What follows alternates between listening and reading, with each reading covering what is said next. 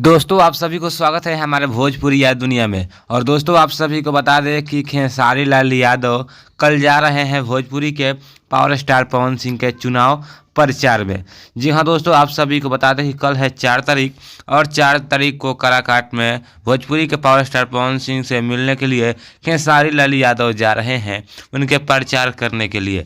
दोस्तों आप सभी को बता दें कि काफ़ी ज़्यादा वहाँ पर भीड़ रहेगा, क्योंकि 2 स्टार वहाँ पर रहेंगे काराकाट में। दोस्तों आप सभी को बता दें कि पवन सिंह के साथ साथ खेसारी लाल यादव रहेंगे और पवन सिंह के लिए खेसारी लाल यादव वोट मांगेंगे। काराकाट में पूरा काराकाट के जनता से वोट मांगेंगे भोजपुरी के ट्रेंडिंग स्टार लाल यादव। और दोस्तों आप सभी को बता दें कि पवन सिंह का भाई है छोटा भाई खेसारी लाल यादव, और खेसारी लाल यादव काराकाट जा रहे हैं। तो जितने भी काराकाट के दर्शक खेसारी लाल यादव का फैन है तो आप लोग तैयार रहिए प्रचार करने के लिए। खेसारी लाल यादव काराकाट में पहुंच रहे हैं 4 तारीख को।